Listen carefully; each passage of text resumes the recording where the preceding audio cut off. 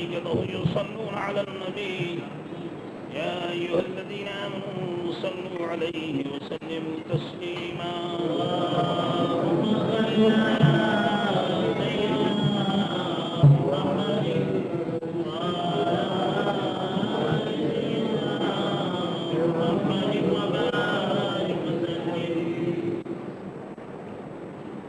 عزیزوں اور دوستو، یہ بات نہایت ضروری ہے کہ ہمیں اپنا عقیدہ معلوم ہو اور اس بات کا پتہ چلے کہ اہل سنت و جماعت کے عقائد کیا ہیں۔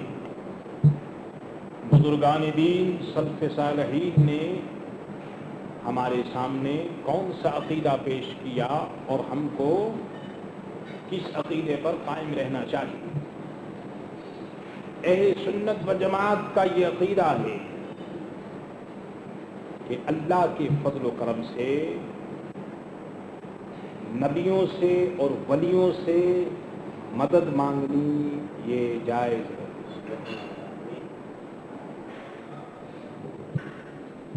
یہ لوگ مشکلیں ٹالتے ہیں، مرادیں پوری کرتے ہیں، ان سے مخلوق کو نفع اور نقصان پہنچتا ہے، یہ خدا کے بندوں کی مدد کرتے ہیں۔ انبیاء کاملین اور اولیاء یہ لوگ اللہ کی دی ہوئی طاقت سے اللہ کے بندوں کی مدد کرتے ہیں، لیکن وہابیوں کا عقیدہ یہ ہے کہ اللہ کے سوا نبیوں اور ولیوں سے مدد مانگنی اور ان سے نفع نقصان کی امید رکھنی یہ شرک ہے۔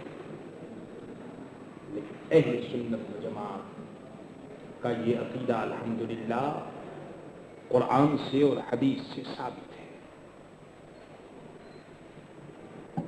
آئیے اس سلسلے میں کئی حدیثیں ہیں۔ حضرت شریح ابن عبید سے روایت ہے کہ انہوں نے کہا کہ سیریا والوں کا حضرت مولا علی رضی اللہ تعالی عنہ کے پاس ذکر ہوا۔ سیریا یعنی شام میں جو لوگ رہنے والے ہیں ان کا ذکر حضرت مولا علی رضی اللہ تعالی عنہ کے پاس کیا گیا، تو لوگوں نے حضرت مولا علی سے فرمایا، عرض کیا کہ اے امیر المومنین آپ شام والوں پر لعنت کیجیے۔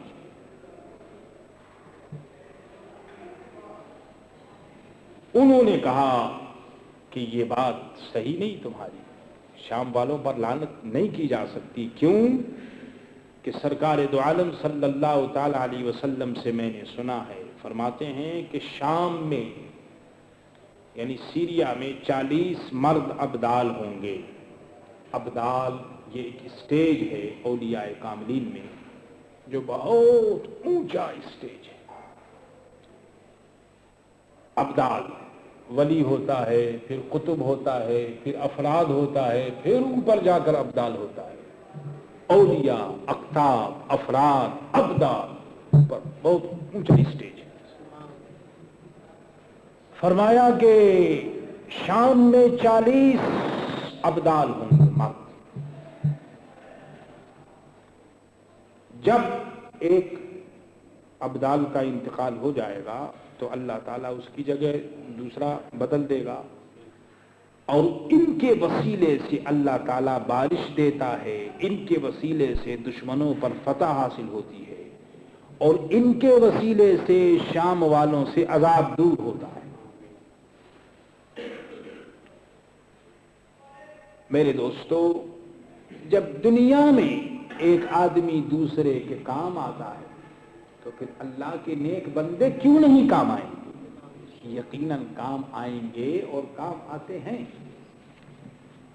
جیسا کہ آپ نے حدیث سے سنا کہ ملک شام میں اللہ کے ان نیک بندوں کی مدد سے برکتیں نازل ہوتی ہیں۔ حضور صلی اللہ تعالی علیہ وسلم نے ارشاد فرمایا کہ اگر مدد چاہے،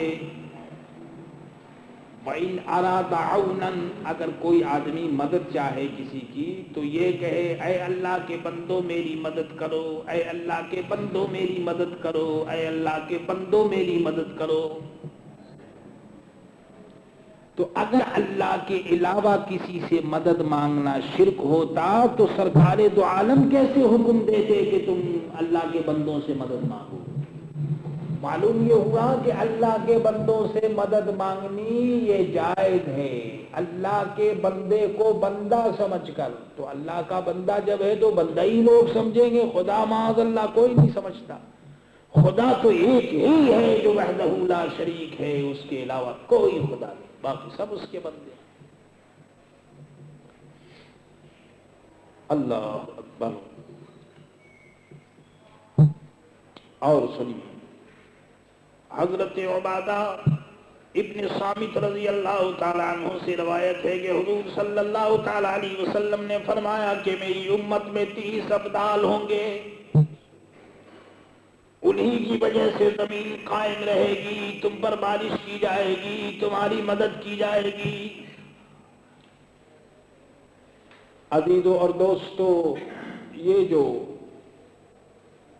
آج کی دنیا کے اندر ہم لوگوں سے گناہ ہوتے ہیں، خطائیں ہوتی ہیں، غلطیاں ہوتی ہیں، اور پھر یہ زمین قائم ہے، آسمان قائم ہے، ہم کو کھانا ملتا ہے، پانی ملتا ہے، تو آپ جانتے ہیں یہ سب کہاں سے ملتا ہے؟ یہ بھی کسی کی برکت ہے کہ اللہ تعالی ہم کو یہ سب کچھ دیتا ہے۔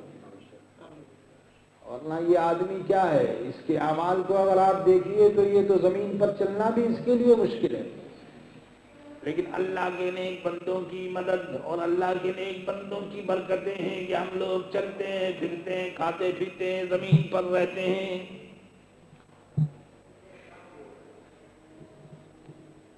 یہ ہے میرے دوستو۔ اور سنیے، حضرت عبداللہ ابن عمر رضی اللہ تعالی عنہما سے روایت ہے، حضور نے فرمایا اللہ تعالیٰ کے کچھ ایسے بندے ہیں جنہیں لوگوں کی ضرورتیں پوری کرنے کے لیے مخصوص کر دیا گیا ہے، ریزرو کر دیا گیا ہے۔ ان کا کام یہ ہے کہ وہ اللہ کے بندوں کی ضرورتیں وہ پوری کرتے ہیں، اور لوگ اپنی حاجتوں میں ان کی طرف فریاد کریں گے اور وہ اللہ کے عذاب سے محفوظ ہیں۔ ایسے اللہ کے نیک بندے میرے دوستو دنیا کے اندر موجود ہیں۔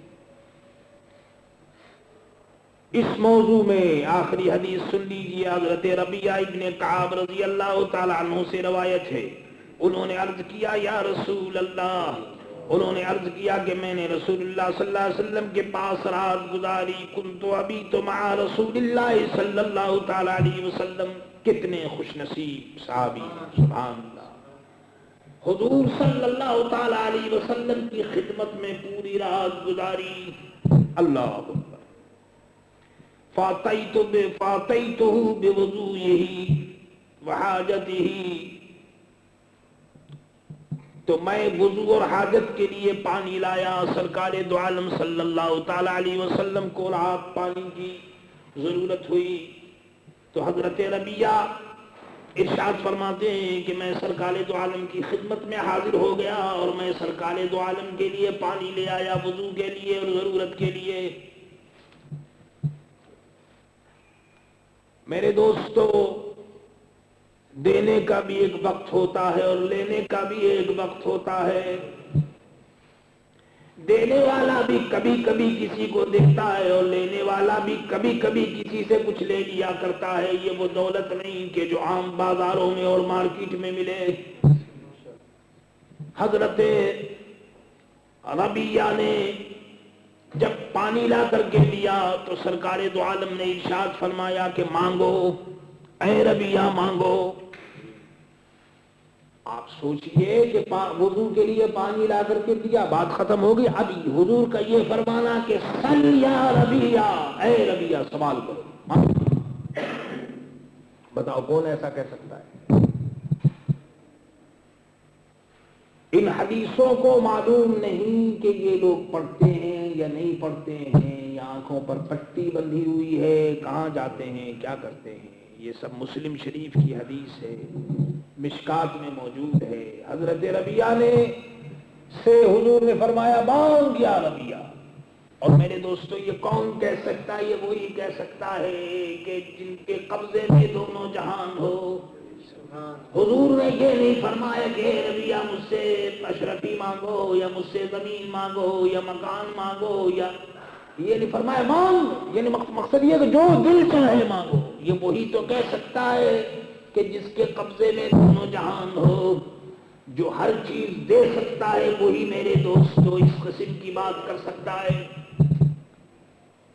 مالک کونین ہے گو پاس کچھ رکھتے نہیں. مالک کونین ہے گو پاس کچھ رکھتے نہیں. دو جہاں کی نعمتیں ہیں ان کے خالی ہاتھ میں.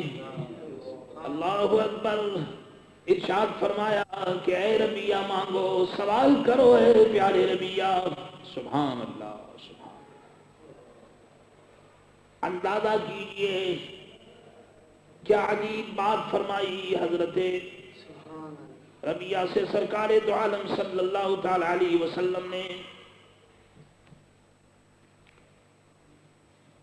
حضرت ربیہ رضی اللہ تعالی عنہ نے کیا کیا سنیے. انہوں نے عرض کیا اسألک مرافقۃ فی الجنہ.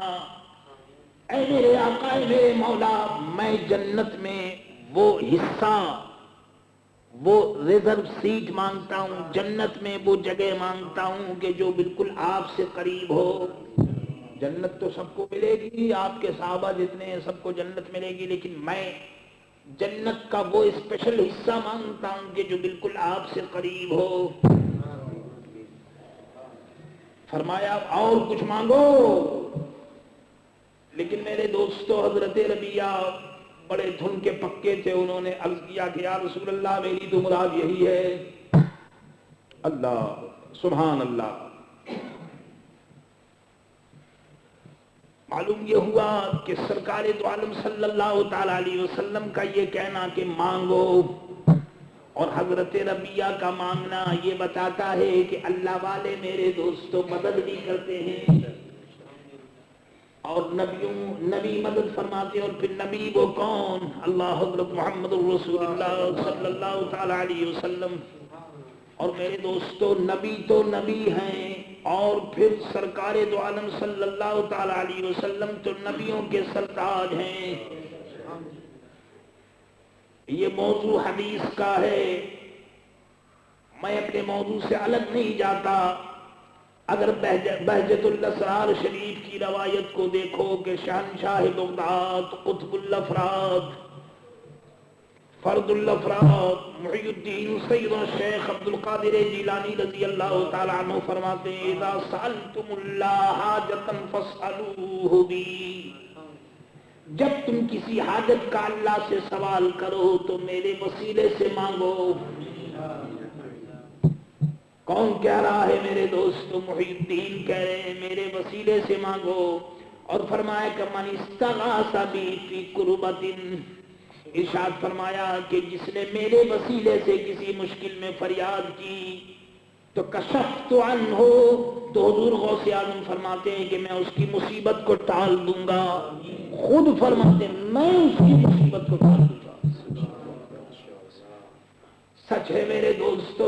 ارے جو نبی کو نہیں جانتا وہ ولی کو کیا جانے گا، جو ولی کو نہیں جانتا وہ نبی کو کیا جانے گا، جو غوث پاک کو نہیں جانتا وہ صحابہ کو کیا جانے گا، اور جو صحابہ کو نہیں جانتا وہ نبیوں کو کیا جانے گا. وہ کیا جانے گا فضل مرتضی کو جو تیرے فضل سے جاہل ہے یا غوث رضی اللہ تعالی عنہ. دیکھیے اب آپ بتائیے کہ جن بزرگوں کی نظر میں غوث اعظم کا یہ فرمان ہوگا وہ ان کا کیسا عقیدہ ہوگا. وہ تو فرماتے ہیں کہ مانگو میں تمہاری مشکل کو ٹال دوں گا. اور فرماتے ہیں کہ وَمَن نَادَانِي بِاسْمِي فِي شِدَّةٍ، اور فرماتے ہیں کہ جس نے میرے نام کے ساتھ کسی مصیبت میں پکارا تو فرماتے فرجت عنہ، تو میں اس مصیبت کو دور کر دوں گا. ومن توسل بی الی اللہ، اور جس نے میرا وسیلہ پکڑا اللہ کی جانب کسی حاجت کے اندر تو قضیت لہ، تو میں اس کی ضرورت کو پوری کر دوں گا. اندازہ کیجئے حضور غوث الاعظم رضی اللہ تعالی عنہ کیا فرما رہے ہیں. اللہ اکبر. اور یہ سب کچھ اس لیے میرے دوستو ارشاد فرما رہے ہیں کہ حضور غوث الاعظم رضی اللہ تعالی عنہ کون ہیں؟ اللہ اکبر. نبی کے نواسے، نبی کے نور العین، نواسوں کے نواسے، غلاموں کے غلام، اسی خاندان کے اور اسی میرے دوستو خون ہاشمی اور حسنی اور حسینی کے ایک فرزند ہیں، دل بند ہیں. آپ نے سن لیا کہ یہ اہل سنت و جماعت کا عقیدہ ہے اور الحمدللہ اسی عقیدے پر ہم لوگ قائم ہیں. اللہ اکبر. اس مقام کے اوپر ایک روایت اور عرض کر دوں. اللہ اکبر. کہ اس سلسلے میں حضرت شیخ محقق عبدالحق محدث دہلوی رحمۃ اللہ تعالی علیہ نے بہت سی باتیں لکھی اور بہت سے حوالے دیے. ارشاد فرماتے ہیں کہ اے لوگو، ضرورت مندوں کا سرکار دو عالم صلی اللہ علیہ وسلم سے مدد مانگنا، وسیلہ طلب کرنا، رزق وغیرہ میں کشادگی حاصل کرنا، اولاد کا حاصل ہونا، بارش کا ہونا، یہ تمام چیزیں سرکار دو عالم صلی اللہ تعالی علیہ وسلم کے وسیلے سے ہوتی ہیں. تو اب آپ بتاؤ کہ جب سرکار دو عالم صلی اللہ تعالی علیہ وسلم کا یہ وسیلہ مانگنا اور وسیلہ طلب کرنا حضور سے، یہ اہل سنت و جماعت میں بالکل جائز ہے. الحمدللہ رب العالمین اسی پر ہمارا اور اہل سنت و جماعت کا عمل ہے. لیکن جو لوگ اہل سنت و جماعت کے مخالف ہیں وہ اس پر عمل نہیں کرتے تو وہ نہیں کرتے، تو ان کا اپنا مقدر، ہم عمل کرتے ہیں. الحمدللہ ہم تو عرض کرتے ہیں کہ مانگیں گے مانگے جائیں گے، منہ مانگی پائیں گے. مانگیں گے مانگے جائیں گے، منہ مانگی پائیں گے. اور سرکار میں نہ لا ہے نہ حاجت اگر کی ہے، سرکار میں نہ لا ہے نہ حاجت اگر کی ہے. اور ہمارا تو عقیدہ یہاں تک ہے کہ بے ان کے واسطے سے خدا کچھ عطا کرے، بے ان کے واسطے سے خدا کچھ عطا کرے. سرکار دو عالم کے وسیلے کے بغیر میرے دوست کچھ نہیں ملتا.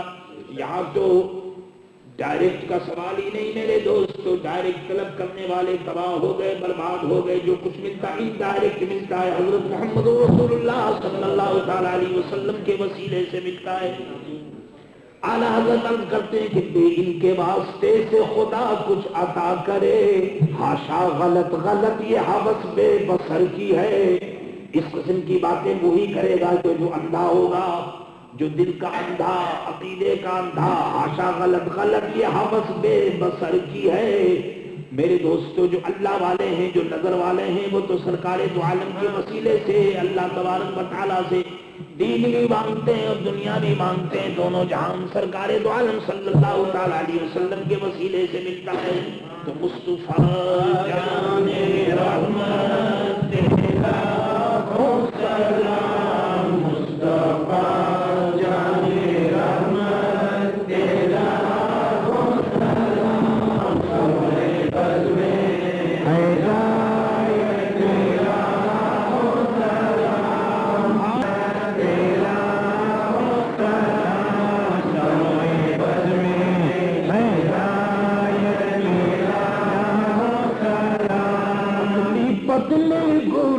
قدس کی پتیاں، لبوں کی نزاکت